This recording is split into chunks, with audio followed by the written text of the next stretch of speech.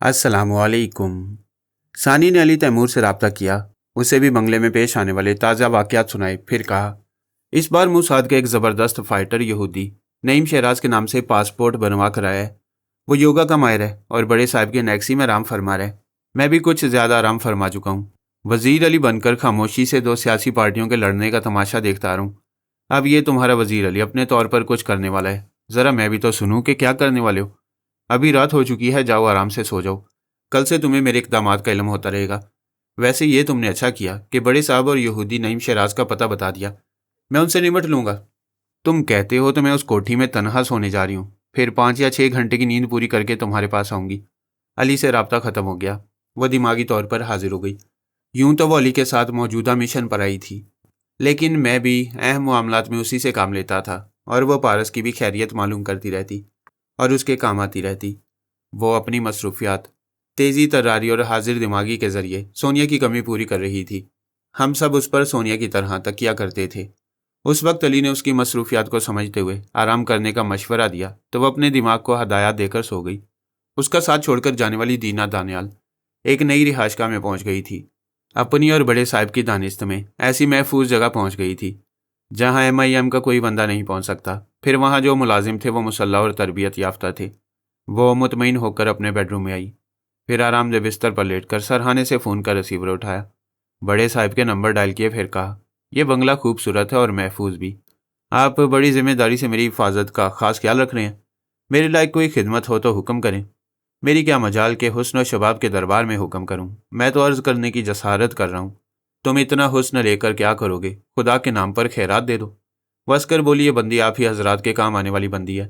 पहले जिस मकसद के लिए आई हूँ उसे आप पूरा होने दें, फिर तो मैं आप ही की रातें रंगीन बनाती रहूँगी। ये मेरी बदकिस्मती है कि उस रहमान कुरैशी को दुश्मनों ने कत्ल कर दिया, वरना आज ही तुम्हें एटमी प्रोग्राम के बारे में बहुत कुछ मालूम हो जाता। अब हमारे एटमी प्लांट में कोई ऐसा साइंसदान या उसके मातियत नज़र नहीं आ रहे जिसमें से किसी को शिकार कर सको। ये MIM वाले तुम्हारे लिए मसला बन गए हैं और मुझसे मेरी रंगीन रातें छीन रहे हैं। वह एक सर्द आ भर कर बोली, सब्र का फल मीठा होता है। हम दोनों को अपने अपने मकसद की तकमील तक इंतज़ार करना होगा। राब्ता ख़त्म हो गया। दीना दानियाल ने रिसीवर रखकर एक भरपूर अंगड़ाई ली, फिर सोने के लिए आंखें बंद कर लीं। उसे शायद ही नींद आ सकती थी, क्योंकि बहुत बड़े और बहुत ही अहम मिशन में नाकाम रही थी। वो कामयाबी की बड़ी उम्मीदें लेकर आई थी, लेकिन MIM के नाम से आने वाले ने एक ही गोली में तमाम उम्मीदों पर पानी फेर दिया। वो सोना भी चाहती थी और आइंदा कामयाबी के लिए सोचना भी चाहती थी। ऐसे वक्त टेलीफोन की घंटी उसे मुखातिब करने लगी। इस नई रिहाइशगाह का फ़ोन नंबर सिर्फ बड़े साहब को मालूम था। उसने बेजारी से पूछा, बड़े साहब मेरे लिए करवटें बदल रहे हैं। ये मुसलमान बस ऐसी ही हवस में मारे जाते हैं। उसने बेदली से फ़ोन उठाकर पूछा, हेलो, क्या आपको नींद नहीं आ रही है? उसे एक अजनबी सी आवाज़ सुनाई दी, मेरे सोने जागने का वक्त मुकर्रर नहीं है, तुम अपनी सुनाओ, करवटें क्यों बदल रही हो? वह हैरानी से बोली, तुम कौन हो और तुम्हें यह फ़ोन नंबर कैसे मालूम हुआ? मुझसे ज़्यादा कोई तुम्हें जान नहीं सकता, क्योंकि मैं तुम्हारे जिस्म जान का मालिक हूँ। तुम्हें समझाना चाहता हूँ कि किसी भी दुश्मन के खौफ से जगह न बदलो। अगर तुम्हें मारना होता तो रहमान कुरैशी के बाद दूसरी गोली तुम्हें मार देता। वो एकदम हड़बड़ाकर उठ बैठी, खौफजदा होकर बोली, क्या तुम वही कातिल हो? कातिल तो तुम हो। जब से तुम्हें देखा है खुद को मकतूल समझ रहा हूँ। पहली बार देखने के बाद ही मैंने फैसला कर लिया था कि तुम मेरी जागीर बनकर रहोगी और मेरे सिवा तुम्हारे हुस्न और शबाब को कोई हासिल नहीं कर सकेगा। तुमने मुझे पहली बार कब और कहाँ देखा था? तुम्हारे सवाल के पीछे चालाकी छुपी हुई है। फिर भी बताए देता हूँ, हम तुम्हारे भाई को अगवा करने आए थे। उसे बेहोश कर दिया गया था। तुम्हारी भाभी को बिस्तर पर रस्सियों से जकड़ दिया गया। जब मेरे साथी ऐसा कर रहे थे तो मैंने तुम्हारे बेडरूम के पास आकर खिड़की से तुम्हें देखा। तुम बेखबर सो रही थी। मैं बयान नहीं कर सकता कि तुम्हारा ख्वाबीदा हुस्न क्या क़यामत जगा रहा था। अगर कोई और वक्त होता तो मैं तुम्हारे कमरे में घुस आता, लेकिन उस वक्त वज़ीर अली का अगवा मेरे लिए बहुत ज़रूरी था। तुम्हारे जागने से खेल बिगड़ जाता, इसलिए मैंने सिर्फ तुम्हें देखा और नामुराद चलाया। अगर तुमने रहमान कुरैशी को गोली मारी थी तो इसका मतलब ये है कि तुम उस सरकारी ओहदेदार के दिमाग पर कब्जा जमा कर आए थे। उसे आलाकार बनाकर पहले उसे कत्ल कराया, फिर उसे कोठी के बाहर पहुंचाकर उस बेचारे को भी कत्ल कर दिया। इस तरह यह साबित हो रहा है कि तुम टेलीपैथी जानते हो। हाँ, जानता हूँ। वज़ीर अली के ख्यालात पढ़कर पता चला कि तुम सिगरेट और शराब नहीं पीती हो। मैंने इस ख्याल से तुम्हारे दिमाग को नहीं छेड़ा कि शायद तुम मेरी सोच की लहरों को महसूस कर लोगी। तुम ये बताओगे कि मेरा भाई कहाँ है, क्या खैरियत से है? तुम मेरी जान हो और तुम्हारे भाई की जान की सलामती की फ़िक्र मेरा फ़र्ज़ है। वो जहाँ भी है ज़िंदा सलामत है। مجھے اپنی جان کہتے ہو، اپنی جاگیر کہتے ہو، کیا دور ہی دور سے کہتے رہو گے؟ مجھے ایک ٹیلی پیتھی جانے والے ساتھی کی ضرورت ہے، میں ہمیشہ تمہاری بن کر رہوں گی۔ تم بے شک دنیا والوں سے روپوش رہو، مگر ہم رازداری سے ایک دوسرے کے جیون ساتھی بن جائیں گے۔ تم میرے دل کی بات کہہ رہی ہو، جب سے تمہارے سلگتے ہوئے بدن کو دیکھا ہے اندر ہی اندر سلگ رہا ہوں، تمہیں چھو کر دیکھنے کے لیے تڑپ رہا ہوں۔ تو پھر آ جاؤ، میں دروازہ کھلا رکھوں گی۔ کون سا دروازہ؟ دل کا بھی اور اپنی خوابگاہ کا بھی۔ میں ان دروازوں سے گزرنے سے پہلے دماغ کے دروازے سے گزر کر آنا چاہتا ہوں، کیا تم سانس روک لو گی؟ وہ ذرا سوچ کر بولی، کیا مجھ پر بھروسہ نہیں ہے؟ تم میرے چور خیالات پڑھنا چاہتے ہو؟ تم بھی میرے خیالات پڑھ سکتی ہو، یا مختلف طریقوں سے میری محبت اور وفا کے جذبوں کو سمجھ سکتی ہو۔ انسان آنکھیں رکھ کر اندھے کی چال چلے تو ضرور ٹھوکر کھاتا ہے۔ میں تمہارے ذریعے سے خیالات پڑھ کر تمہاری محبت اور وفا کا یقین کر لوں تو اس میں کیا حرج ہے؟ میں جو سچا ہوتا ہے وہ کسی آزمائش سے نہیں گھبراتا۔ میں تمہاری ہر آزمائش میں پوری اتروں گی، لیکن میرے دماغ میں آنے کی بات نہ کرو، مجھ پر بھروسہ کرو۔ صرف 5 منٹ تک تمہارے خیالات پڑھنے سے سچائی معلوم ہو سکتی ہے، تو پھر کسی اور طرح کیوں آزما کر تمہارا اور اپنا وقت ضائع کروں؟ مجھے افسوس ہے، میں اپنے خیالات پڑھنے کی اجازت کسی کو نہیں دوں گی۔ تو پھر مجھے بھی افسوس ہے کہ تمہیں اعصابی کمزوری میں مبتلا کر کے یا گولی مار کر زخمی کر کے تمہارے اندر چلا ہوں گا۔ اگر تمہارے اندر وفا ہوئی تو پھر ٹھیک ہے، اگر مکاری ہوگی تو تمہیں تنویمی عمل کے ذریعے اپنی داشتہ بنا لوں گا۔ وہ گھبرا کر بولی، نہیں، تم جبراً ایسا نہیں کرو گے۔ مجھے روک سکتی ہو تو موساد کے ذریعے، بڑے صاحب کے ذریعے روکنے کے تمام ذرائع اختیار کرو۔ میں 2 گھنٹے بعد فون نہیں کروں گا، سوچ کے ذریعے آؤں گا۔ ایسے وقت سانس روکو گی تو پھر تمہیں دماغی کمزوری میں مبتلا کر دوں گا۔ جیری نے ثانی کی ہدایت کے مطابق دینا دانیال سے ایسی باتیں کی تھیں، اور یوں فون پر گفتگو کرنے کے لیے اسلام آباد میں ایک شخص کو اہلکار بنایا تھا۔ اس نے فون کا رابطہ ختم کر دیا، پھر خیال کھوانی کے ذریعے علی کو بتایا کہ اس نے سسٹر ثانی کی ہدایت پر کس طرح عمل کیا ہے۔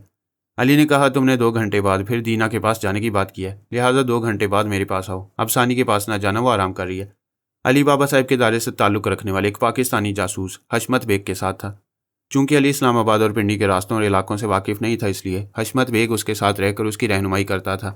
ثانی نے اسے بتایا تھا کہ موساد کا نیا زونل لیڈر یہودیہ مگر مسلمان بن کر نعیم شہراز کے نام سے آیا ہے، زبردست فائٹر ہے، یوگا کا ماہر ہے، اور بڑے صاحب کے نیکسی میں آرام فرما رہے۔ علی نے فون پر بڑے صاحب کے نمبر ڈائل کیے، مگر رابطہ نہیں ہوا، کیونکہ اتنی رات کو بھی بڑے صاحب فون پر مصروف تھے۔ دینا دانیال نے انہیں بتایا تھا کہ MIM کے ایک ٹیلی پیتھی جانے والے شخص نے اسے فون کیا تھا اور دھمکی دیا کہ وہ اسے اپنے دماغ میں آنے نہیں دے گی تو وہ اسے زخمی کر کے اس کے اندر چلائے گا۔ بڑے صاحب نے پوچھا، اس شخص کو تمہاری نئی رہائش کا اور وہاں کا فون نمبر کیسے معلوم ہوا؟ میں کیا بتاؤں، ہم نے بڑی رازداری سے کام لیا تھا، حتیٰ کہ شلپا کو بھی یہاں کا پتہ اور فون نمبر نہیں معلوم، جبکہ وہ اپنی ہے۔ یہ تو بہت حیرانی اور پریشانی کا مقام ہے کہ اس ٹیلی پیتھی جانے والے کو میرا فون نمبر کیسے معلوم ہو گیا؟ اس نے 2 گھنٹے بعد تمہارے دماغ میں آنے کے لیے کہا ہے۔ میں اسے پہلے ہی تمہارے اطراف اتنا سخت پہرا لگا دوں گا کہ تمہاری رہائش گاہ کے اندر پرندہ بھی پر نہیں مار سکے گا۔ کیا میری حفاظت کرنے والے تمام گارڈز یوگا کے ماہر ہوں گے؟ یہ تو ممکن نہیں۔ کسی کو سانس روکنے میں مہارت حاصل ہوتی ہے۔ میں کوشش کروں گا کہ پہرا دینے والے 2-4 گارڈز یوگا کے ماہر ہوں۔ اگر تمام گارڈز میں سے ایک بھی گارڈ ایسا رہا جو پرائی سوچ کی لہروں کو محسوس نہیں کر سکتا، تو پھر وہ ٹیلی پیتھی جاننے والا اسے اعلی کار بنا کر مجھے زخمی کر دے گا۔ ہاں، اس نے اسی طرح ایک سرکاری عہدیدار کو اعلی کار بنا کر رحمان قریشی کو گولی ماری تھی۔ ویسے تمہارا نیا زونل لیڈر یوگا کا ماہر ہے، وہ نہلے پر دہلا ثابت ہو سکتا ہے۔ وہ تمہارے پاس رہے گا تو تم بڑی حد تک محفوظ رہو گی۔ میں ابھی اس سے بات کرتا ہوں۔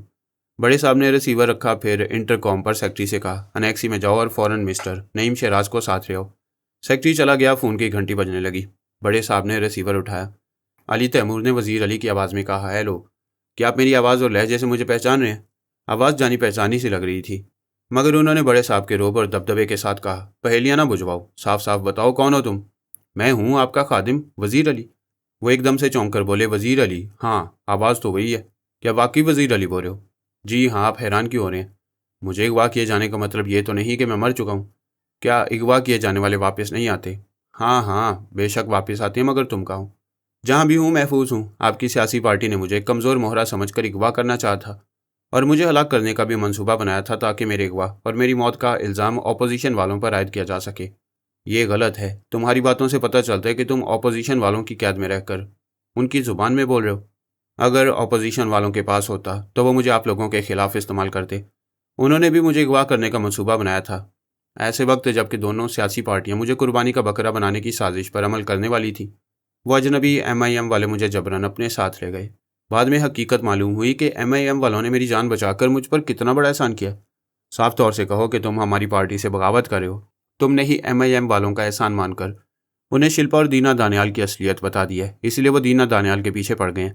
شکر کریں کہ ابھی صرف MIM کو بتایا ہے، اگر تمام پاکستانیوں کو اور دنیا والوں کو بتا دوں کہ وزیر علی کو امریکہ سے یہاں محض اس لیے بلوایا گیا تھا کہ وہ ایک یہودی اور ایک ہندو عورت کو مسلمان بہن اور بیوی بنا کر پاکستان لائے، اس کے بعد اس وزیر علی کو قتل کر کے اپوزیشن والوں کو عدالت میں گھسیٹا جائے، تو آپ حضرات اپنی صفائی میں کیا کہیں گے؟ اسی وقت موساد کا زونل لیڈر کمرے میں آیا۔ بڑے صاحب نے کہا، آؤ بیٹھو، فون کا اسپیکر آن کرتا ہوں، ذرا تم بھی سنو۔ وزیر علی زندہ ہے اور MIM والوں کی پناہ میں ہے، ہمارے خلاف بکواس کر رہے۔ بڑے صاحب نے فون کا اسپیکر آن کر دیا۔ زونل لیڈر نعیم شہراز قریب ایک کرسی پر بیٹھ کر سننے لگا۔ اسپیکر سے وزیر علی کی آواز آ رہی تھی، وہ پوچھ رہا تھا، آپ کے پاس کون ہے؟ آپ کسے میری آواز سنا رہے ہیں؟ میرے پاس جو بھی ہے تم اپنی بات کرو، یہ نہ بھولو کہ چند برس پہلے تم ایک مفرور سیاستدان تھے۔ تمہارے جیسے سیاستدانوں کی بات کو نہ تو دنیا مانے گی اور نہ ہی اس ملک کے عوام تسلیم کریں گے۔ یہ تمہاری خوش قسمتی ہے کہ MIM والوں کی پناہ میں آ کر تم نے اپنی جان بچا لی ہے، مگر ہمارے خلاف کوئی مؤثر ہتھیار استعمال نہیں کر سکو گے۔ علی نے کہا، بڑا ہی مؤثر ہتھیار استعمال ہونے والا ہے۔ MIM کے چند ٹیلی پیتھی جاننے والے آپ کے اور اپوزیشن کے پارٹی لیڈر کے دماغوں میں جائیں گے، پھر آپ لوگ ان کے معمول اور تابعدار بن کر پریس کانفرنس میں کہیں گے کہ مجھ بیچارے وزیر علی کے ساتھ آپ لوگ کیسی سازشیں کرتے رہے۔ بڑے صاحب اور نعیم شہراز پریشان ہو کر ایک دوسرے کو دیکھنے لگے۔ بڑے صاحب نے کہا، میں تھوڑی دیر کے لیے بھول گیا تھا کہ ٹیلی پیتھی کے ذریعے ہماری زبان سے وزیر علی کے خلاف کی جانے والی سازشوں کا اعتراف کرایا جا سکتا ہے۔ نعیم شہراز نے کہا، وزیر علی کی پوزیشن بڑی مضبوط ہو گئی ہے، وہ آپ جیسی بڑی ہستی کو دھمکیاں دے رہا ہے۔ علی نے کہا، نئے زونل لیڈر، میں تمہاری آواز سن رہا ہوں، تمہارا کیا خیال ہے؟ کیا میں اپنی دھمکیوں پر عمل کر سکتا ہوں؟ کہتے ہیں کہ تیر جب تک ترکش میں رہتا ہے تب تک محض ایک دھمکی ہوتا ہے کہ وہ تیر چلے گا بھی یا نہیں، لیکن جب وہ تیر کمان کے چلے پر چڑھ جاتا ہے تو موت کی طرح سنسناتا ہوا آتا ہے۔ زونل لیڈر نے کہا، میں مانتا ہوں کہ ہمارے موجودہ حالات میں تمہارا چلایا ہوا تیر نشانے پر بیٹھے گا، تم کسی وقت کچھ بھی کر سکتے ہو۔ میں تمہاری مضبوط پوزیشن کو سمجھ رہا ہوں، ہم بھی ایسے کوئی کمزور نہیں ہے، مگر محاذ رئیس ہے، دونوں کو نقصان پہنچ سکتا ہے۔ آپ میرے نقصان کی پرواہ نہ کریں، میں نے بڑے صاحب کو ان کی سیاسی بدماشی کا آئینہ دکھانے کے لیے فون کیا ہے۔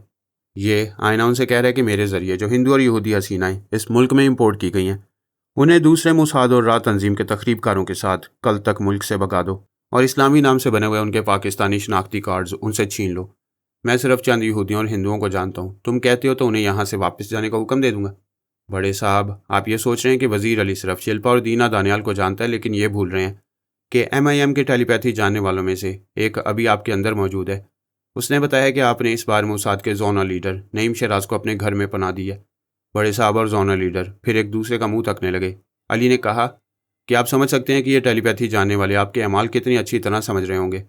راہ اور موساد کے ان ہزاروں تخریب کاروں کے بارے میں جانتے ہوں گے جو پورے ملک میں اور خاص طور پر سندھ میں موجود ہیں۔ ان دشمنوں کو آپ کے حکم سے پاکستانی شہریت کے مستند کاغذات اور شناختی کارڈز دیے جاتے ہیں۔ بڑے صاحب شدید اضطراب میں مبتلا ہو گئے۔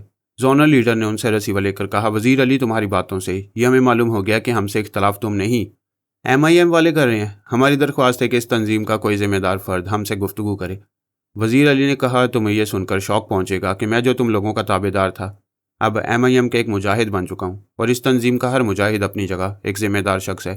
میں اپنی ذمہ داریوں کو خوب سمجھتے ہوئے کہتا ہوں کہ تم لوگوں سے مزید گفتگو نہیں ہوگی۔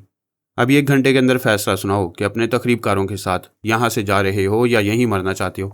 آج نہیں تو کل یا پرسوں یا کسی اور دن مرنا ہی ہے، بھارت میں، اسرائیل یا پاکستان میں مرنا ہی ہے، کہیں بھی موت آئے گی۔ لیکن دینا دانیال اور میری طرح ہمارے کچھ لوگ ہیں جن کے دماغوں میں کوئی ٹیلی پیتھی جاننے والا نہیں پہنچ سکے گا اور نہ ہی کوئی نقصان پہنچا سکے گا۔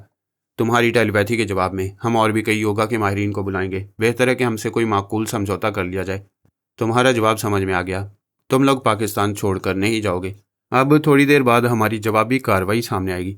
علی نے رسیور رکھ دیا۔ زونل لیڈر نے ہیلو ہیلو کہہ کر آوازیں دی، پھر وہ بھی رسیور رکھ کر بولا۔ اس نے فون بند کر دیا۔ بڑے صاحب نے کہا، یہ MIM والے تو مصیبت بن گئے ہیں، سمجھ میں نہیں آتا ان سے پیچھا کیسے چھڑایا جائے۔ وہ بولا، بہتر آپ اس سلسلے میں بات نہ کریں، کوئی خیال خوانی کرنے والا اس وقت بھی آپ کے اندر موجود ہوگا۔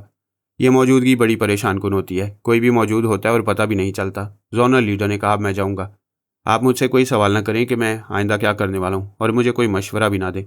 کوئی دشمن آپ کے اندر چھپ کر رہنے کے باوجود ہمارے ارادوں کو سمجھ نہیں پائے گا۔ وہ وہاں سے اٹھ کر انیکسی میں آیا۔ پھر اس نے فون پر دینا دانیال سے رابطہ کرنے کے بعد کوڈ ورڈز ادا کیے، پھر کہا، میں زونل لیڈر نعیم شہراز بول رہا ہوں، اپنے بنگلے کے مسلح گارڈ سے کہو کہ میں آ رہا ہوں، میری کار کا نمبر اور رنگ انہیں بتاؤ، اور حکم دو کہ میری گاڑی کو بنگلے کے احاطے میں آنے دیں اور مجھے تمہارے پاس آنے سے نہ روکیں۔ اس نے کار کا نمبر اور رنگ بتا کر رابطہ ختم کیا۔ फिर अच्छी तरह मुसल्ला होकर अनेक्सी से बाहर आया और उसी कार में बैठकर वहाँ से चल पड़ा। वहाँ से कार में 20 मिनट का फासला था। उसकी गाड़ी और नंबर प्लेट को देखते ही अहाते का गेट खोल दिया गया। वो ड्राइव करते हुए पोर्च में आया। वहाँ एक मुसल्ला गार्ड ने कार का दरवाज़ा खोला। वो कार से बाहर आकर दूसरे मुसल्ला गार्ड के साथ बंगले के अंदर आया। दीना दानियाल उसका इंतज़ार कर रही थी। उसने ड्राइंग रूम में उसका इस्तकबाल किया, उससे मुसाफिया किया, फिर कहा, सर, आपके यहाँ आने से मैं खुद को बहुत महफूज समझ रही हूँ। वो कमबख्त धमकी दे रहा था कि मुझे ज़ख्मी करके मेरे दिमाग में आएगा, लेकिन अब इत्मीनान है। बाहर मुसल्ला मुहाफिज है और अंदर हम दोनों योगा के माहिर। जेरी ने 2 घंटे बाद अली से रब्ता किया। अली ने कहा, तुम सानी का लहजा इख्तियार करके दीना दानियाल के दिमाग में जा सकते हो? जी हाँ, मैं पिछली बार दीना से फ़ोन पर बातें करने के दौरान उसके दिमाग में जा चुका हूँ। उसने मेरी सोच की लहरों को महसूस नहीं किया था। फिर उसके अंदर जाओ। उसके साथ उसकी तंजीम का जोनल लीडर है, वो भी सोच की लहरों को महसूस कर लेता है। तुम दीना के ख्यालात पढ़कर मालूम करो कि बंगले के अंदर और बाहर कितने मुसल्ला गार्ड्स हैं। अगर उन्हें खामोशी से ठिकाने लगा सको तो ठीक है, वरना मुझे उन तमाम गार्ड्स की पोजीशन बताओ। मैं तन्हा उन सबसे निमट लूँगा। अली एक कार में बैठकर उस बंगले की तरफ जाने लगा। जेरी दीना दानियाल के अंदर आ गया। उसने सोच की लहरों को महसूस नहीं किया। वो अपने जोनल लीडर से गुफ्तगू करने के बाद अपने बेडरूम में आ गई थी और अब लिबास तब्दील करके सोने वाली थी। जेरी ने उसके ख्यालात पढ़कर वहाँ के मुसल्ला गार्ड्स की पोजीशन मालूम की। उसकी मर्जी के मुताबिक दीना ने वॉकी टॉकी के जरिए उन तमाम गार्ड से बातें की और उन्हें ताकीद की कि वो अपनी ड्यूटी पर मुस्ताद और मोहतात रहें और किसी को बंगले के अहाते में दाखिल न होने दें। इस तरह जेरी ने तमाम गार्ड्स के अंदर जगह बना ली। उनके पास जदीद राइफलों के अलावा चाकू भी थे। उसने पहले एक गार्ड को अपना आला कार बनाया, उसे उसकी ड्यूटी की जगह से हटाकर दूसरे गार्ड के पास पहुंचाया। दूसरे ने कहा, तुम यहाँ क्यों आए हो? अभी मैडम ने वॉकी टॉकी पर कहा कि हम अपनी अपनी जगह ना छोड़ें और बहुत ज़्यादा मोहतात रहें। पहले गार्ड ने कहा, मुझे भी मैडम ने वॉकी टॉकी पर यही ताकीद की है, लेकिन मेरा ये चाकू नहीं खुल रहा है, ज़रा देखो कि इसमें क्या खराबी है। दूसरे गार्ड ने उसका चाकू लेकर खोला तो वो आसानी से खुल गया। जेरी ने उस दूसरे के दिमाग पर कब्जा जमा कर आने वाले गार्ड के सीने में वो चाकू घोंप दिया। फिर उसकी जुबान से कहा, तुम गार्ड नहीं गधे हो, एक मामूली सा चाकू नहीं खोल सके, तुम्हें मर जाना चाहिए। चाकू का पूरा फल सीने में उतर चुका था और वो नीचे गिरकर ज़मीन पर तड़प तड़प कर दम तोड़ रहा था। चंद सेकंड के बाद ही वो खामोशी से मर गया। चाकू उस लाश के सीने में ही धंसा रहा। वो दूसरा गार्ड अपनी जगह छोड़कर तीसरे गार्ड के पास गया। तीसरे ने पूछा, यहाँ क्यों आए हो, तुम्हें मालूम नहीं कि? दूसरे गार्ड ने कहा, मैं मैडम का हुक्म सुन चुका हूँ, मगर मेरा यह चाकू नहीं खुल रहा था, ज़रा देखो तो इसमें क्या खराबी है। तीसरे ने उसका चाकू निकाल कर खोला, फिर कहा, यह तो आसानी से खुल गया है, क्या तुम नशे में हो? कैसे गार्ड हो? इससे तो एक औरत भी आसानी से खोलेगी और आसानी से किसी को कत्ल कर सकेगी। जेरी ने तीसरे के दिमाग पर कब्जा जमा कर आने वाले गार्ड का काम तमाम कर दिया। वो एक गार्ड के बाद दूसरे को, फिर तीसरे को सिर्फ उनके चाकुओं के जरिए ख़त्म कर रहा था। उनकी राइफलें इस्तेमाल करके फायरिंग की आवाज़ पैदा करना नहीं चाहता था। आखिरी सिक्योरिटी गार्ड ने अहाते के आखिरी गेट के पास आकर उसे भी चाकू से हलाक कर दिया। फिर गेट को पूरी तरह खोलकर खड़ा हो गया। थोड़ी देर बाद अली कार ड्राइव करता हुआ आया। इस गेट के करीब पहुंचकर उसने कार रोक दी। गार्ड ने कार के पास आकर उसे सलूट किया, फिर कहा, मैं इस गार्ड के जरिए जारी बोल रहा हूँ, अब यहाँ कोई मुसल्ला पहरेदार नहीं है, सबका काम तमाम हो चुका है। दीना दानियाल के ख्यालात ने बताया कि उसके और जोनल लीडर के पास एक एक रिवॉल्वर है।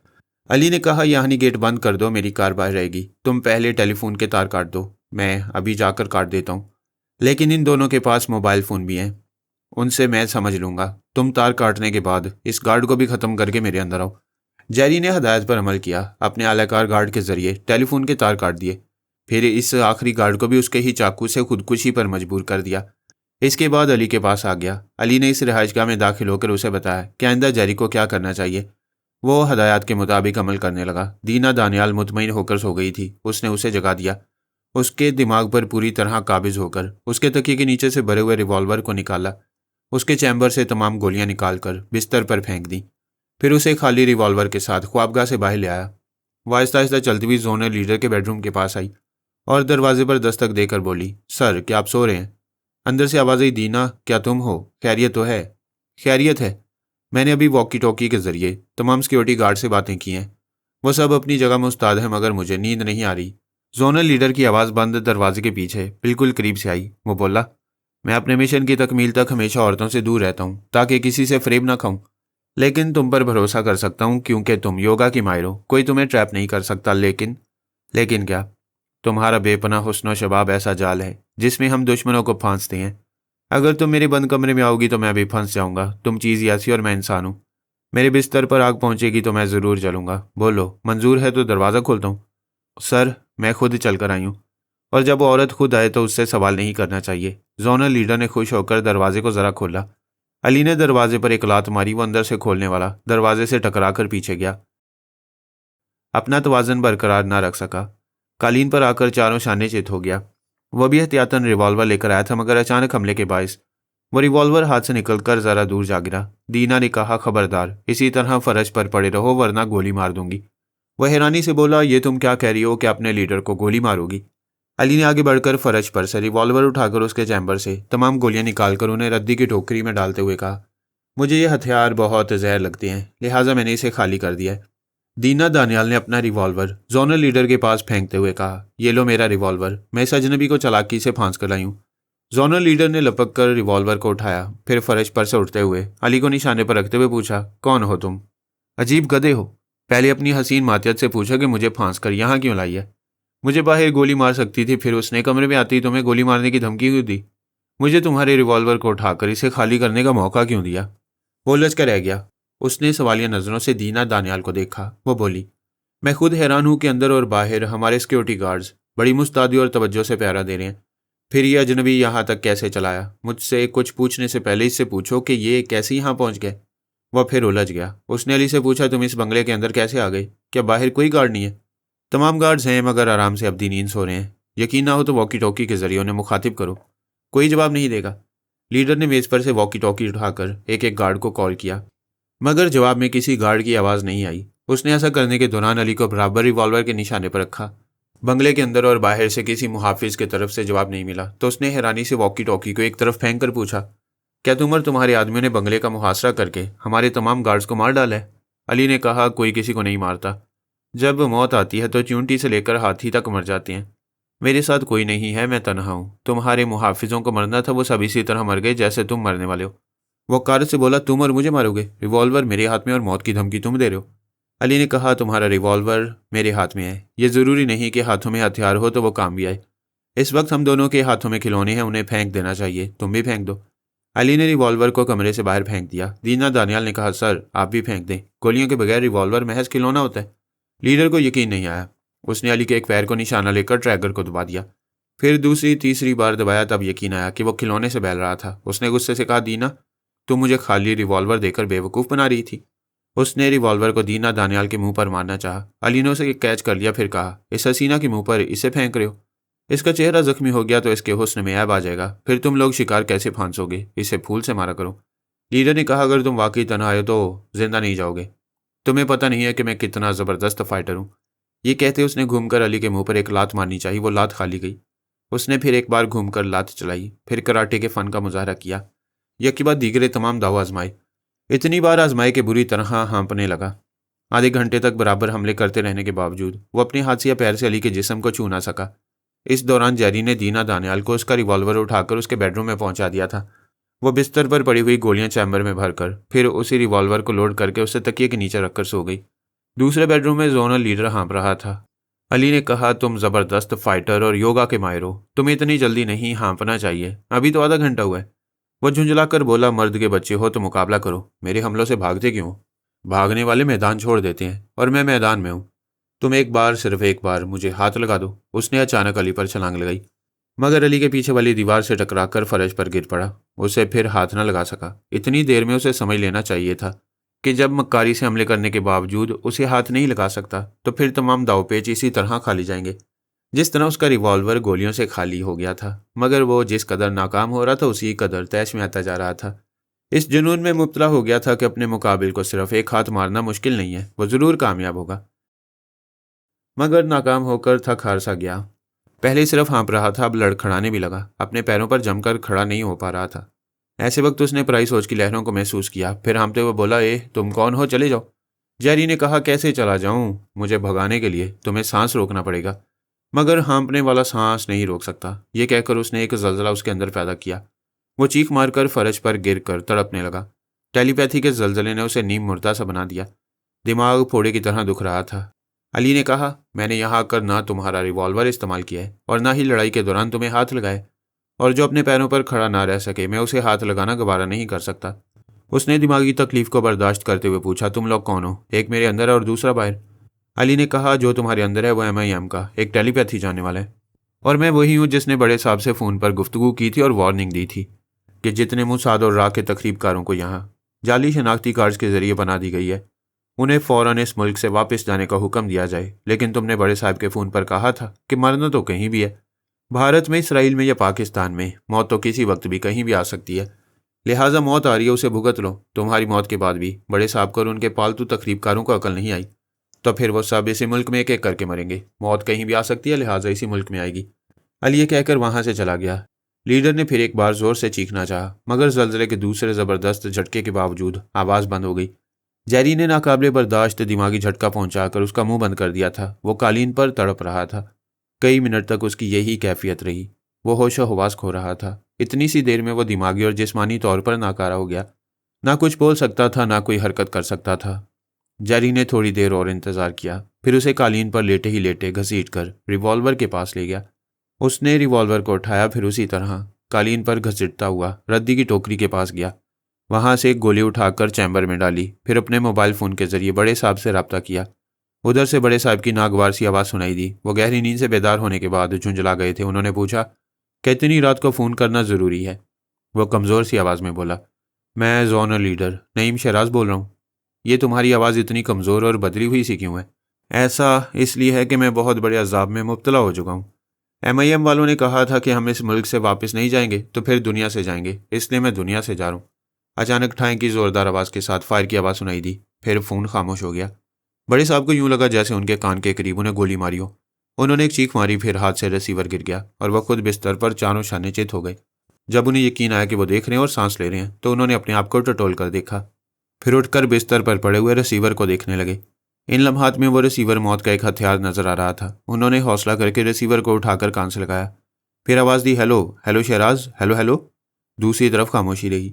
دوسری طرف سے بولنے والے نے اپنے ہی ریوالور سے خودکشی کر لی تھی۔ بڑے صاحب ریسیور رکھ کر سوچنے لگے، کیا واقعی MIM والے اپنی وارننگ پر عمل کر رہے ہیں؟ کیا انہوں نے زونل لیڈر کو مار ڈالا ہے؟ مگر کیسے؟ یہ ناممکن سی بات ہے۔ بنگلے کے اندر اور باہر سخت پہرا تھا۔ پھر یہ کہ دینا دانیال اور زونل لیڈر دونوں ہی یوگا کے ماہر تھے۔ دینا دانیال کی یاد آتی اس نے ریسیور اٹھا کر نمبر ڈائل کیے، مگر رابطہ نہیں ہوا کیونکہ فون کے تار کٹے ہوئے تھے۔ پھر اس نے موبائل کے نمبر ڈائل کیے۔ جیری نے دینا کو پہلے اس کے بیڈ روم میں پہنچا کر سلا دیا تھا۔ موبائل فون نے اسے جگا دیا۔ وہ نیند میں کسمساتی ہوئی بولی، کون ہے؟ پھر وہ بڑے صاحب کی آواز سن کر جمع ہی لیتی ہوئی بولی، اوہ آپ ہیں، فرمائیے۔ کیا تم نے ابھی اپنے بنگلے کے اندر فائرنگ کی آواز سنی تھی؟ فائرنگ؟ کیسی فائرنگ؟ میں تو سو رہی تھی۔ کیا تم سوتے وقت بے ہوش ہو جاتی ہو؟ ابھی تمہارا لیڈر تمہارے ہی بنگلے سے فون کر رہا تھا۔ میں یقین سے کہہ سکتا ہوں کہ کسی نے اسے گولی مار دی ہے۔ آپ کیسی باتیں کر رہے ہیں؟ کیا فائرنگ کی آواز سے میری آنکھ نہ کھلتی یا پھر پہرے دار یہاں نہ آتے؟ ان سیکیورٹی گارڈ سے ابھی رابطہ کرو اور ان سے حالات معلوم کرو، اس نے بڑے صاحب کو ہولڈ کرنے کو کہا۔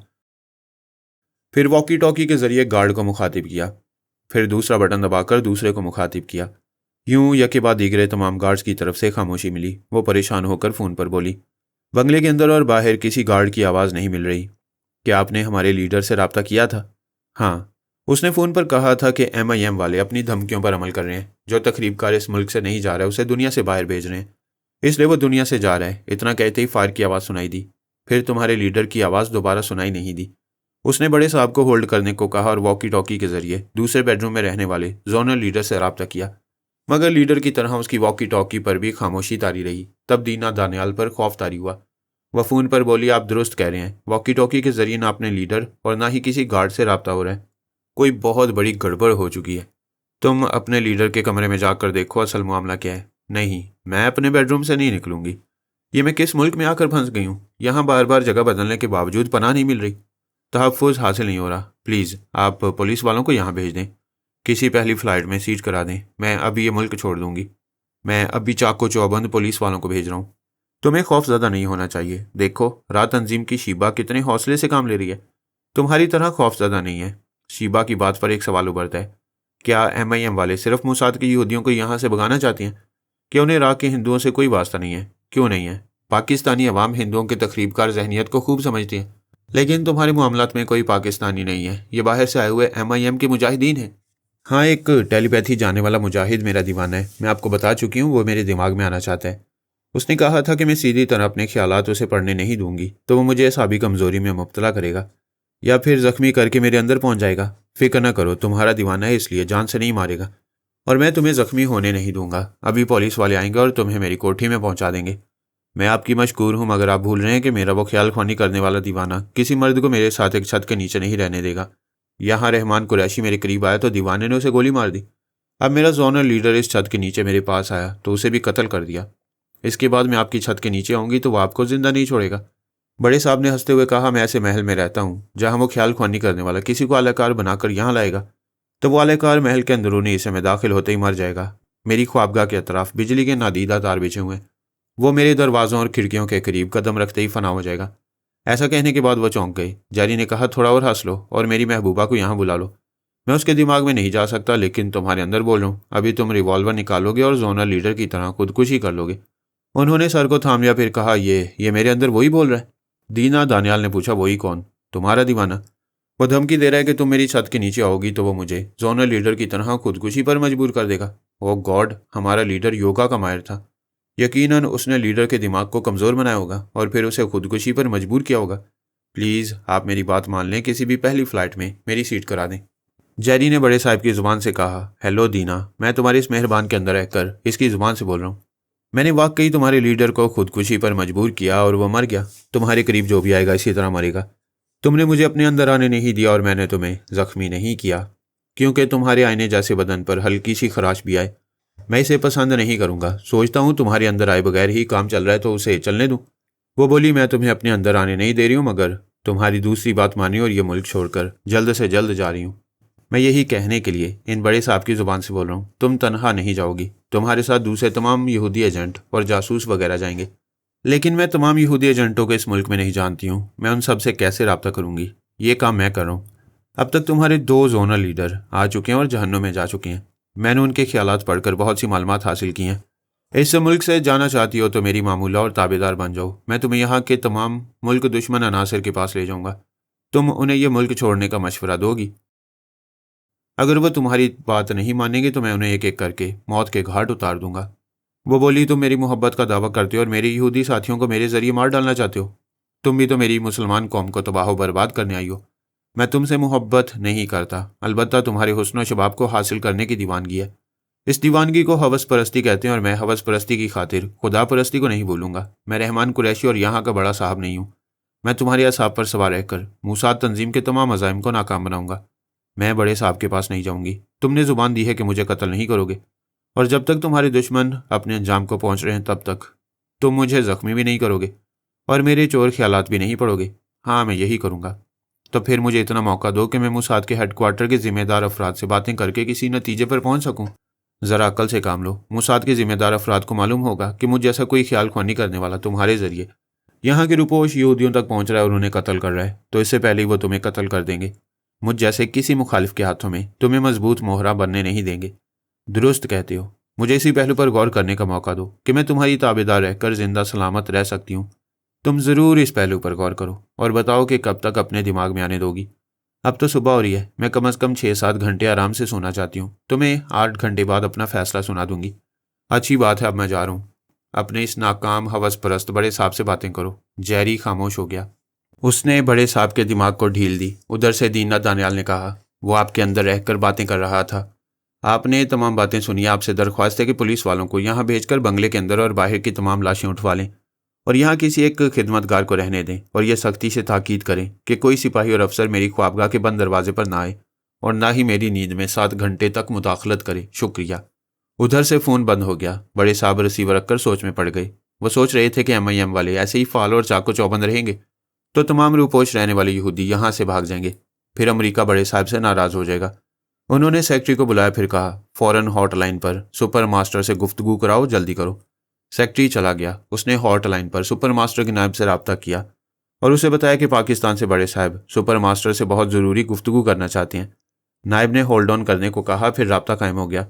बड़े साहब रिसीवर कान से लगाकर सुपर मास्टर को इस्लामाबाद के हालात बताने लगे। MIM की कामयाबियों और मूसाद की नाकामियों की तफसीलात बयान करने लगे। वज़ीर आला के मुतालिक बताया कि वह अगवा नहीं किया गया था। अब वो भी MIM वालों का साथ दे रहे और एक ख्याल ख्वानी करने वाला दीना दानियाल के जरिए तमाम रूपोश यहूदियों तक पहुंचकर उन सबको मौत के घाट उतारना चाहते हैं। सुपर मास्टर ने तमाम बातें सुनने के बाद कहा, तुमने जो कुछ कहा वो मैंने सुना और वो भी ज़रूर सुन रहा होगा जो तुम्हारे अंदर मौजूद होगा। انہوں نے پریشان ہو کر کہا، یہ سوچ کر میں پریشان ہو رہا ہوں کہ پرائی سوچ کی لہریں مجھے محسوس کیوں نہیں ہوتی ہیں۔ ایسے تو ہمارا اور آپ کا کوئی راز پوشیدہ نہیں رہے گا، تم فکر نہ کرو۔ دینا دانیال اور وزیر علی سے کوئی رابطہ نہ رکھو، میں وہاں کے معاملات سنبھال لوں گا۔ سپر ماسٹر نے رابطہ ختم کر دیا۔ اس کے دفتری کمرے میں سامنے والی دیوار پر 4 عدد ٹی وی رکھے ہوئے تھے۔ اس نے فون پر فوج کے اعلیٰ افسر سے کہا، آپ اپنے اپنے ٹی وی آن کریں، میں کچھ ضروری باتیں کرنا چاہتا ہوں۔ ان سب نے اپنے اپنے ٹی وی آن کیے۔ انہیں اسکرین پر سپر ماسٹر نظر آنے لگا اور سپر ماسٹر کے سامنے 3 عدد ٹی وی اسکرین پر بری بحری اور فضائی فوج کے اعلیٰ افسران دکھائی دینے لگے۔ اس نے بڑے صاحب سے جو کچھ سنا تھا وہ تمام واقعات سنانے لگا۔ ایک افسر نے تمام باتیں سن کر کہا، یہ MIM والے بہت زیادہ ہاتھ پاؤں پھیلاتے جا رہے ہیں۔ پھر انہوں نے دمشق میں ہمیں اور یہودیوں کو پریشان کیا۔ پھر تل ابیب میں ایسی حرکتیں کی کہ ہمارا سب سے قابل ٹیلی پیتھی جانے والا مائک حرارے اسرائیلی حکومت کے شکنجے میں آ گیا۔ دوسرے افسر نے کہا، اسرائیلی ہم سے دھوکہ نہیں کریں گے، کل تک مائک حرارے ہمیں واپس مل جائے گا، مگر MIM والوں کا علاج کیا جائے۔ وہ دمشق اور تل ابیب کے بعد اسلام آباد پہنچ گئے ہیں۔ تیسرے افسر نے کہا، ہم نے یوگا سیکھنے اور سانس روکنے میں مہارت حاصل کرنے کے لیے کتنے ہی شہروں میں تربیت گاہیں قائم کی ہیں، لیکن صرف 10% نے مہارت حاصل کی ہے۔ ہماری تہذیب میں اور سوسائٹی میں شراب پانی کی طرح پی جاتی ہے۔ ٹرانسفارمر مشین سے ٹیلی پیتھی حاصل کرنے والے بھی شراب اور سگریٹ نوشی کے باعث کتنے ہی مشن میں ناکام ہوتے رہتے ہیں۔ سپر ماسٹر نے کہا، ابھی MIM کی ابتدا ہے۔ یہ ابتدا بتا رہی ہے کہ یہ ہمارے لیے فرحاد علی تیمور سے زیادہ درد سر بن جائیں گے۔ فی الوقت یہ بات سمجھ میں آتی ہے کہ دینا دانیال کو ان کے لیے ایک مہرہ بننے دیں۔ ہم موساد والوں کو مشورہ دیں گے کہ وہ اسلام آباد میں روپوش رہنے والے اہم یہودیوں کو ہٹا لیں اور ان کی جگہ یوگا کے ماہرین کو وہاں بھیج دیں۔ پھر دینا دانیال کے اندر رہنے والے دشمن ان کا کچھ نہیں بگاڑ سکے گا۔ آئیڈیا اچھا ہے، لیکن MIM کے خیال خوانی کرنے والے وہاں کے بڑے صاحب اور دوسرے زر خرید عہدے داروں کے ذریعے ہماری پلاننگ کو سمجھ لیں گے۔ وہ سمجھ نہیں پائیں گے۔ آئندہ ہم بڑے صاحب اور دوسرے زر خرید عہدے داروں سے اتنا ہی کام لیں گے جتنا وہ جانتے ہیں۔ دشمن خیال خوانی کرنے والے ان کے دماغوں میں جا کر چند یہودیوں کا سراغ لگائیں گے اور انہیں ختم کر دیں گے، لیکن موساد والے برا منائیں گے۔ اسرائیلی حکام بھی اعتراض کریں گے۔ ہرگز اعتراض نہیں کریں گے۔ ہم وہاں سے اہم اور کارآمد یہودیوں کو جلد سے جلد نکال لائیں گے۔ پھر ایسے یہودیوں کو وہاں بھیجیں گے جو یوگا کے ماہر ہوں گے۔ یہ بھی خوب آئیڈیا جیسا کہ معلوم ہوا ہے۔ ایک خیال خوانی کرنے والا دینا دانیال کے حسن و شباب کو حاصل کرنا چاہتا ہے۔ اس کا مطلب ہے وہ خیال خوانی کرنے والا کسی بہروپ میں دینا دانیال کی تنہائی میں ضرور آئے گا۔ لہٰذا ہمارے ایک ٹیلی پیتھی جاننے والے کو بھی بڑی خاموشی سے دینا دانیال کے اندر رہنا چاہیے۔ اس طرح ہم دینا کی خوابگاہ میں آنے والے اس MIM کے خیال خوانی کرنے والے کو ٹریپ کر سکیں گے۔ ہم نے کل 4 عدد نئے خیال خوانی کرنے والے مشین کے ذریعے پیدا کیے ہیں۔ ابھی انہیں استعمال نہیں کر سکیں گے، انہیں کچھ ضروری ٹریننگ دینی ہوگی۔ لہٰذا پوجا کو دینا دانیال کے اندر رہنے کے لیے کہا جائے گا۔ وہ سب ایسے منصوبے بنا رہے تھے کہ اسلام آباد میں علی اور ثانی ضرور فریب کھاتے۔ وہ دونوں اپنی دانست میں دینا اور بڑے صاحب وغیرہ کے ذریعے موساد کے صرف چند یہودیوں کو شکار کرتے، مگر وہاں در پردہ آ کر رہنے والے یہودیوں تک کبھی پہنچ نہ پاتے۔ سونیا ثانی 6 گھنٹے تک آرام سے گہری نیند سونے کے بعد بیدار ہو گئی۔ پھر اس نے غسل وغیرہ سے فارغ ہو کر علی سے رابطہ کیا اور اپنی نیند کے دوران ہونے والے واقعات اور بدلتے ہوئے حالات کی پوری تفصیل سنی۔ پھر اس نے کہا، میں ابھی دینا دانیال کے چور خیالات پڑھ کر آتی ہوں۔ دینا گہری نیند سو رہی تھی۔ اس کے خوابیدہ خیالات نے بتایا کہ MIM کا وہ خیال خوانی کرنے والا اسے جسمانی طور سے حاصل کرنے ضرور اس کی خوابگاہ میں آئے گا۔ ایسے وقت وہ اسے کچھ کھلا پلا کر اعصابی کمزوری میں مبتلا کرے گا۔ پھر اپنے کسی نئے زونل لیڈر یا دوسرے یہودی ساتھیوں کو بلا کر اس خیال خوانی کرنے والے کو ان کے حوالے کر دے گا۔ ثانی نے علی کے پاس آ کر اسے یہ باتیں بتائیں، پھر کہا، جیری اس معاملے میں اچھا رول ادا کر رہا ہے۔ میں اسے کہوں گی کہ وہ دینا دانیال کا اسی طرح دیوانہ بن کر رہے۔ بعد میں ہم کسی یہودی کو ہی معمول اور تابعدار بنا کر دینا کے دیوانے کی حیثیت سے اس کی خوابگاہ میں بھیج دیں گے۔ ٹھیک ہے، تم جیری سے کہو وہ یہی رول ادا کرتا رہے۔ میں وزیر علی کی طرف سے اب اپوزیشن لیڈر سے رابطہ کر رہا ہوں، تم میرے پاس رہو۔ اس نے اپوزیشن کے لیڈر سے فون کے ذریعے رابطہ کیا۔ پھر اس نے پوچھا، کیا مجھے آواز سے پہچان سکتے ہو؟ لیڈر نے کہا، تم آواز اور لہجے سے وزیر علی لگ رہے ہو۔ اگر یہ درست نہیں ہے تو اپنا تعارف کراؤ۔ میں وزیر علی ہوں۔ مجھے میری ہی پارٹی والے اغوا کر کے اس کا الزام تمہارے سر ڈالنا چاہتے تھے، اور یہ اتنا بڑا الزام ہوتا کہ تمہاری سیاسی پوزیشن کمزور ہو جاتی، مگر تم بھی زبردست چال باز ہو۔ تم نے اپنی کروڑوں کی عالیشان کوٹھی بوم کے دھماکوں سے اڑا دی اور یہ ثابت کرنا چاہا کہ مخالف پارٹی والوں نے تمہاری کوٹھی کے ساتھ تمہیں تباہ اور ہلاک کرنا چاہا۔ اپوزیشن لیڈر نے پوچھا، مسٹر وزیر علی تم کہاں ہو؟ اس وقت کہ اپنی ہی پارٹی کے عقوبت خانے میں نہیں ہو؟ ذرا عقل سے سوچو، ان کی قید میں ہوتا تو کیا ابھی تم سے فون پر بات کر سکتا؟ واقعی میں ابھی عقل سے نہ سوچ سکا۔ میں کچھ الجھا ہوا سا ہوں۔ تم کہاں ہو؟ میں ایسی جگہ ہوں جہاں اپوزیشن اور اقتدار حاصل کرنے والی دونوں پارٹیاں مجھے نقصان نہیں پہنچا سکتی۔ تم نے بھی یہی پلاننگ سوچی تھی، مجھے اغوا کر کے اپنی مخالف پارٹی پر میری اغوا اور قتل کے الزامات عائد کرنا چاہتے تھے۔ یہ جھوٹ ہے، مجھ پر الزام ہے۔ میری مخالف پارٹی والے تمہارے اغوا کا الزام لگا کر مجھے عوام کی نظروں سے گرانا اور میرا سیاسی کیریئر ختم کرنا چاہتے تھے۔ اصل بات یہ ہے کہ تم دونوں ہی سیاسی پارٹی والے مجھے ایک کمزور سیاسی مہرہ سمجھ کر میرا کام تمام کرنا چاہتے تھے۔ ان باتوں کا ثبوت میرے پاس ہے۔ کیا ثبوت ہے؟ میں ابھی MIM کی تنظیم میں شامل ہو کر محفوظ ہو گیا ہوں۔ اس تنظیم میں ایک ٹیلی پیتھی جاننے والی ابھی تمہارے دماغ کے اندر ہے۔ اس نے تمہارے چور خیالات پڑھ کر مجھے حقیقت بتائی ہے۔ میں MIM کا نام بہت سن رہا ہوں، لیکن یہ محض افسانوی سی بات ہے کہ ایک آدمی دوسرے آدمی کے دماغ کے اندر پہنچ جاتا ہے۔ میں فون بند کر رہا ہوں، ابھی تمہیں حقیقت معلوم ہو جائے گی۔ اس نے فون سے رابطہ ختم کر دیا۔ ثانی نے سوچ کے ذریعے کہا، ہیلو مسٹر لیڈر، کیا اپنے دماغ میں میری آواز سن رہے ہو؟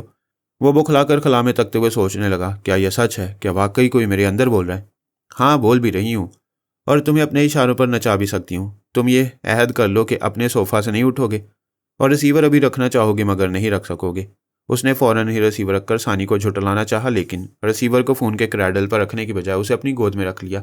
اسے حیرانی ہوئی۔ اس نے دوبارہ ریسیور کو اس کی جگہ رکھنا چاہا، مگر اسے اپنے سر پر رکھ لیا۔ اس سے کہا گیا تھا کہ وہ اپنے صوفے پر سے نہ اٹھنے کا عہد کر لے، اور اس نے عہد کر لیا کہ وہ صوفے پر جم کر بیٹھا رہے گا، مگر پھر بے اختیار اٹھ کر کھڑا ہو گیا۔ اس عہد پر قائم رکھنے کے لیے دوبارہ بیٹھنا چاہا، مگر فرش پر بیٹھ گیا۔ پھر دونوں ہاتھوں سے سر کو تھام کر بولا، میں تسلیم کرتا ہوں کہ ٹیلی پیتھی افسانوی بات نہیں ہے، واقعی میرے اندر کوئی طاقت چھپی ہوئی ہے۔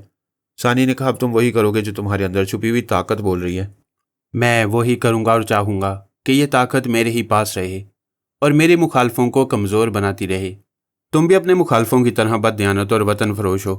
تمہارے تعلقات بھی موساد اور را تنظیم سے ہیں۔ چونکہ تم ابھی اقتدار میں نہیں ہو، اس لیے وہ دونوں تنظیمیں تمہارے آگے گھاس نہیں ڈال رہی ہیں۔ اگر کھویا ہوا وقار اور کھویا ہوا اقتدار حاصل کرنا چاہتے ہو تو موساد اور را کو اپنے ملک میں بے نقاب کرو، اور اس طرح عوام کا دل جیت لو۔ پھر آئندہ الیکشن میں ان تمام کے ووٹ بھی حاصل کر لو گے۔ جب ہمارے ہاں حکومت بدلتی ہے تو حکمرانوں کے تمام ایجنٹ اپنی رہائش گاہیں اور شہر بدل لیتے ہیں، تاکہ مجھ جیسا اپوزیشن میں آنے والا سابق حکمران انہیں کوئی نقصان نہ پہنچا سکے۔ اسی لیے میں بھی ابھی ان غیر ملکی ایجنٹوں کے بارے میں نہیں جانتا ہوں۔ میں جانتی ہوں، میں تمہیں گائیڈ کروں گی، لیکن ایک شرط ہے کہ آئندہ کسی سپر پاور کے چمچے نہ بنو۔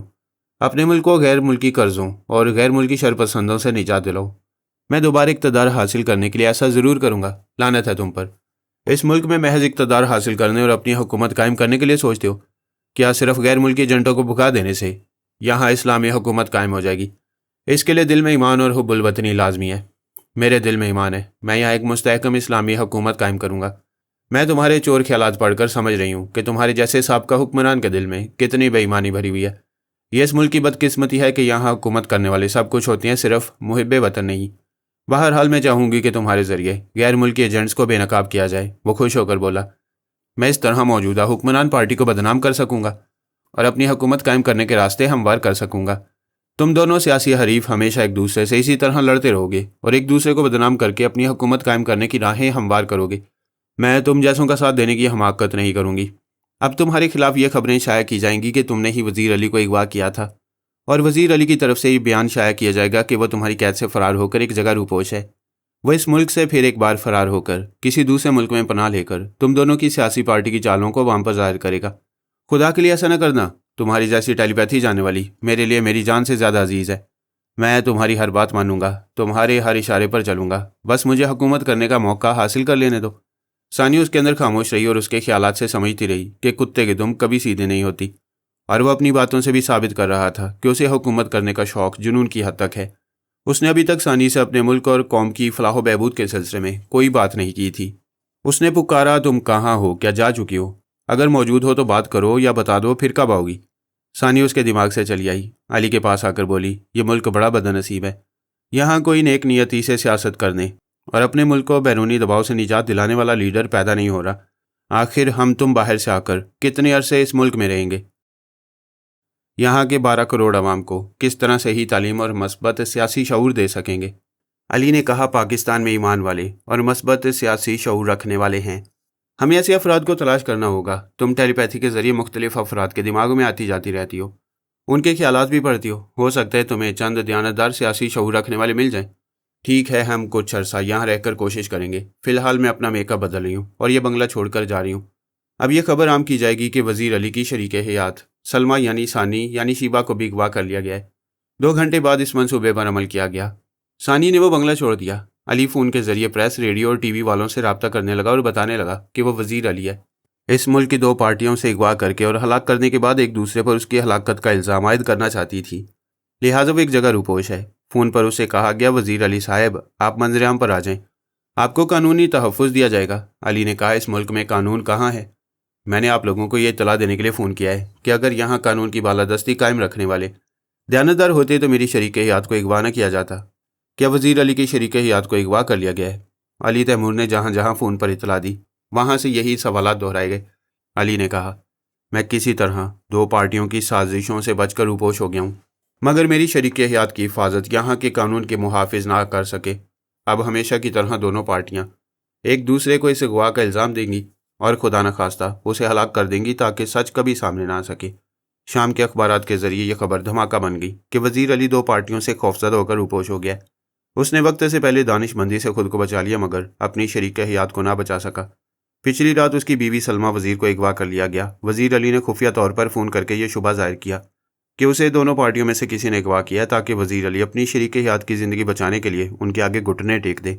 रेडियो और टीवी ने अपनी खबरों में वज़ीर अली का पूरा बयान नशर नहीं किया, सिर्फ उसकी शरीक हयात सलमा वज़ीर की अगवा की खबर सुनाई।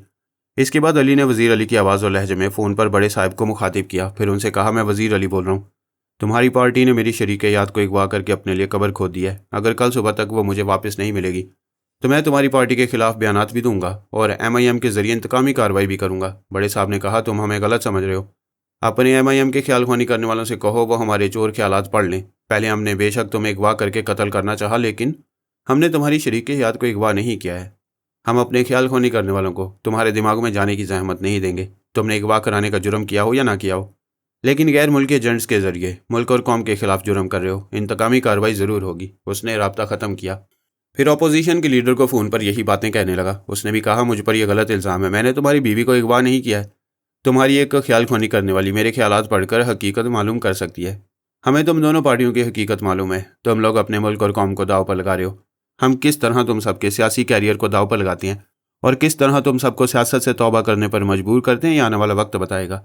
दूसरी तरफ सोनिया सानी ने फ़ोन के जरिए दीना दानियाल से रब्ता किया, जबकि वो उसके दिमाग में भी जा सकती थी, लेकिन उसने और जैनी ने अब तक दीना को इस खुशफहमी में रखा था कि उनमें से कोई उसके अंदर नहीं आ सकता। सानी ने फ़ोन पर कहा, हेलो, मैं MIM की एक ख्याल ख्वानी करने वाली बोल रही हूँ। तुमने हमारे एक टेलीपैथी जानने वाले को अपना दीवाना बना लिया है। उसने मना किया है कि हम तुम्हें ज़ख्मी करके तुम्हारे अंदर ना आए, इसलिए मैं भी तुम्हारे दीवाने की तरह फ़ोन पर बोल रही हूँ। तुमने उससे 8 घंटे की मोहलत ली थी, अब 10 घंटे गुजर चुके हैं। हाँ, मैंने मोहलत ली थी। मैंने सिर्फ 5 घंटे की नींद पूरी की, फिर अपनी हिफाजत के इंतजामात में मसरूफ़ रही। मैंने मोसाद के बिग बॉस से रब्ता किया था। उसने सख्ती से मना किया है कि मैं किसी MIM वाले को अपने दिमाग में ना आने दूँ, वरना हमारे बहुत से राज खुल जाएंगे। उसने मेरी हिफाजत के लिए 3 ऐसे मुसल्लह गार्ड्स भेज दिए हैं जो योगा के माहिर हैं। पहले एक ही योगा जानने वाला जोनल लीडर था, इसलिए तुम्हारा ख्याल ख्वानी करने वाला कामयाब हो गया। अब 3 योगा जानने वालों की मौजूदगी में कोई मुझ तक नहीं पहुंच सकेगा। तुमने यकीन कर लिया कि तुम्हारे वो तीनों नए मुहाफिज योगा के माहिर हैं, जबकि तुम टेलीपैथी नहीं जानती हो। तुमने उनके दिमागों में पहुंचकर उनके सांस रोकने की सलाहियतों को नहीं आजमाया। आजमाना ज़रूरी नहीं, मेरे इत्मीनान के लिए यही काफ़ी है कि वो मेरे यहूदी कौम के लोग हैं। मैं ये पेशगोई कर दूं कि तुम्हारा इत्मीनान आर्जी है, तुम्हारे वो तीनों यहूदी गार्ड्स भी मारे जाएंगे, क्योंकि उनके साथ इस मुल्क के भी सिक्योरिटी गार्ड्स होंगे। वो ज़रूर हैं, मगर बंगले के बाहर ड्यूटी पर हैं, उन्हें अंदर आने की इजाज़त नहीं है। चलो कोई बात नहीं, मैं बाहर वालों को अंदर और अंदर वालों को बाहर कर देती हूँ। तुम अपनी जगह से उठो। सानी फ़ोन बंद करके दीना दानियाल के दिमाग में आई, फिर उसे अपनी जगह से उठने पर मजबूर किया। फिर पूछा, अब बताओ कि मैं कहाँ हूँ, अंदर या बाहर? वो एकदम से घबरा कर बोली, तुम मेरे अंदर आकर बोल रही हो? हाँ, सीधी उंगली से घी नहीं निकलता, इसलिए टेढ़ी उंगली से निकाल रही हूँ। दराज में से अपना रिवॉल्वर निकालो। नहीं, मैं रिवॉल्वर नहीं निकालूंगी, तुम मुझे मजबूर नहीं कर सकती, निकल जाओ मेरे दिमाग से। उसने सांस रोकना चाहा, सानी ने ऐसा करने नहीं दिया। वो बेख्तियार अलमारी के पास आई, दराज को खोलकर एक रिवॉल्वर निकाला, फिर उसमें एक साइलेंसर लगाया। इसके बाद अपने एक यहूदी गार्ड को बुलाया। चंद लम्हों में एक की बजाय 2 गार्ड्स आए। वो बोली, दरवाज़ा बंद करो, मैं बताना चाहती हूँ कि रिवॉल्वर में साइलेंसर लगाने से फायरिंग की आवाज़ बाहर नहीं जाएगी। उन्होंने दरवाज़ा बंद किया। एक ने कहा, मैडम, ये कौन सी नई बात है, ये तो हम भी जानते हैं, लेकिन मैंने तो साइलेंसर की खामोशी को कभी नहीं आजमाया, इसलिए तुम दोनों पर आजमा रही हूँ। ये कहते उसने एक गार्ड के पैर पर गोली मारी। दूसरा हैरान होकर कुछ कहना ही चाहता था कि दूसरी गोली उसके बाजू पर लगी। वो दोनों तकलीफ से कराहने लगे। दीना ने कहा, मैंने तुम्हारी जान नहीं ली, सिर्फ साइलेंसर को आजमाने के लिए तुम दोनों को जख्मी किया है। अब एक तीसरा रह गया, मैं अभी आती हूँ। वो अपनी ख्वाबगाह से बाहर आई। तीसरा यहूदी गार्ड बरामदे से गुजरता आ रहा था। उसने तीसरे के बाजू पर भी गोली मारी, फिर कहा, चलो मेरी ख्वाबगाह में चले आओ। وہ تکلیف سے کراتے ہوئے اور خوابگاہ کی طرف بڑھتے ہوئے بولا، میڈم یہ آپ نے کیا کیا؟ اب ہم دشمن خیال خوانی کرنے والوں کو اپنے اندر آنے سے نہیں روک سکیں گے۔ وہ دینا کے ساتھ خوابگاہ میں آیا اور اپنے دو ساتھیوں کو بھی زخمی دیکھ کر حیران رہ گیا۔ وہ اپنا ریوالور اسے دیکھ کر بولی، ہم یہودی ہیں، ہم سب کی دکھ تکلیف ایک ہے، جب تم سب زخمی ہو تو مجھے بھی تھوڑا زخمی کر دو۔ وہ حیران اور پریشان تھا، شاید اپنی میڈم کو زخمی نہ کرتا، لیکن ثانی نے اس گارڈ کے اندر پہنچ کر گولی چلا دی۔ دینا دانیال بھی زخمی ہو کر فرش پر گر پڑی۔ ثانی نے جاری کو بلایا اور کہا، تم ان چاروں کے پاس رہو اور کسی کو ٹیلی فون کے پاس جا کر کسی سے رابطہ کرنے کا موقع نہ دو، میں ابھی آؤں گی۔ وہ جیری کو ان کی نگرانی کے لیے چھوڑ کر اپوزیشن کے لیڈر کے پاس آئی، پھر بولی، اگرچہ تم مفاد پرست ہو، فی الحال تم سے ہی کام لینا ہوگا۔ بڑے صاحب نے اپنی ایک پرائیویٹ کوٹھی میں موساد کے 4 یہودی جاسوسوں کو رہنے کی جگہ دی تھی، وہ چاروں ایک کمرے میں زخمی پڑے ہیں۔ اگر تم صحافیوں اور فوٹوگرافرز کا ایک جلوس لے کر ان کی تصاویر اتارو گے اور ان کے بیانات لوگے تو یہاں کے بڑے پولیس افسران اور سرکاری عہدیدار اس حقیقت کو جھٹلا نہیں سکیں گے کہ ان 4 یہودیوں کو بڑے صاحب نے پناہ دی تھی۔ یہ کام فوراً کرو، دیر ہو گئی تو اتنی بڑی سیاسی بازی ہار جاؤ گے۔ اپوزیشن لیڈر فوراً اٹھ کر کھڑا ہو گیا۔ ثانیوں سے بڑے صاحب کی اس پرائیویٹ کوٹھی کا پتہ بتا رہی تھی اور لیڈر وہاں کی پریس والوں کو ہنگامی اجلاس کے لیے فون کے ذریعے فوراً آنے کی تاکید کر رہا تھا۔ شطرنج کا عالمی چیمپئن مائک ہراری ایک ایسا انار بن گیا تھا جس کے کئی بیمار پیدا ہو گئے تھے۔ وہ خفیہ یہودی تنظیم میں آ کر پھنس گیا تھا۔ یہودی اس ٹیلی پیتھی جانے والے کو چھوڑ نہیں سکتے تھے۔ ادھر سپر ماسٹر اپنے مائک ہرارے کا مطالبہ کر رہا تھا اور ادھر ہم اپنے پارس کو مکمل مائک ہرارے بنا چکے تھے۔ سمندر کے کنارے ایک ویران سا بنگلہ تھا جس کے تہہ خانے میں اصل مائک ہرارے کو چھپا کر رکھا گیا تھا۔ تہہ خانے کے اوپر بنگلے کے اندر 4 مسلح فوجی جوان تھے۔ وہ چاروں بنگلے کے اندھیرے میں چھپے تھے اور 2 فوجی جوان دربان بن کر باہر احاطے میں تھے تاکہ کوئی دشمن یہ نہ سمجھے کہ وہ بنگلہ آباد ہے۔ خفیہ یہودی تنظیم کے تمام آدم برادرز اور ٹیلی پیتھی جاننے والوں کو امریکی سراغ رسانوں پر شبہ تھا کہ وہ اپنے ملک کے مائک ہرارے کو ڈھونڈتے پھر رہے ہوں گے۔ اس لیے یہودی تنظیم کے تمام افراد جتنے امریکیوں کو تل ابیب میں جانتے تھے ان سب کی نگرانی میں مصروف ہو گئے۔ انہوں نے پولیس والوں اور فوجیوں کو بھی نہیں بتایا کہ اصل ٹیلی پیتھی جاننے والے مائک ہرارے کو کہاں چھپا کر رکھا گیا ہے۔ ہم نے اس کے باوجود اس خفیہ بنگلے کے اطراف اچھی طرح معلومات حاصل کی، شاید اور بھی کئی یہودی نگرانی کر رہے ہوں، لیکن بابا صاحب کے ادارے کے جاسوسوں نے اطمینان دلایا کہ راستے میں کوئی رکاوٹ نہیں ہے۔ صرف اس ویران اور خفیہ بنگلے میں ایسے 6 مسلح گارڈز تھے جن کے دماغوں پر ہمارے ٹیلی پیتھی جانے والوں نے پہلے ہی قبضہ جما لیا۔ سارے انتظامات پہلے سے مکمل تھے، اس لیے ہم پارس کو ایک گاڑی میں اس بنگلے تک لے آئے۔ فوجی دربان نے مین گیٹ کھول دیا کیونکہ اس کے دماغ پر سلطانہ نے قبضہ جما رکھا تھا۔ گاڑی پورچ میں آ کر رک گئی۔ پارس تنویمی نیند پوری کرنے کے بعد بیدار ہو کر گاڑی کی پچھلی سیٹ پر بیٹھا ہوا تھا اور اس وقت مکمل ہرارے بنا ہوا تھا۔ وہ میری مرضی کے مطابق گاڑی سے باہر آیا، پھر بنگلے کے اندر جانے لگا۔ اندر تاریکی تھی، 4 مسلح فوجی چھپے ہوئے تھے اور ہمارے 4 خیال خوانی کرنے والے ان کے اندر چھپے بیٹھے تھے۔ ایک فوجی نے ایک خیال خوانی کرنے والے کی مرضی کے مطابق ٹارچ کی روشنی دکھائی۔ پارس کو اپنے ساتھ تہہ خانے میں لے گیا۔ وہاں اصل مائک ہرارے بستر پر لیٹا ہوا تھا اور اس کے دماغ پر سلمان مسلط تھا۔ اصل اپنے بستر سے اٹھ کر کھڑا ہو گیا۔ پارس اس کی جگہ بستر پر لیٹ گیا اور جو اصلی تھا وہ فوجی گارڈ کی ٹارچ کی روشنی میں چلتا ہوا تہہ خانے کے اوپر آیا، پھر بنگلے کے مختلف حصوں سے گزر کر باہر جانے لگا تو فوجی گارڈ نے ٹارچ بجھا دی۔ وہ باہر آ کر پارس کی طرح گاڑی کی پچھلی سیٹ پر بیٹھ گیا، پھر گاڑی چل پڑی۔ جب وہ مین گیٹ سے گزر گئی تو دربان نے گیٹ کو اندر سے بند کر دیا۔ پھر وہ بنگلہ پہلے جیسا ویران اور خالی تھا ویسا ہی نظر آنے لگا۔ صرف 15 منٹ میں جو بہت بڑی تبدیلی ہوئی، اس کا علم اس معمول اور تابعدار بننے والے فوجی گارڈ کو نہ ہو سکا۔ وہ اپنی ڈیوٹی پر رہے۔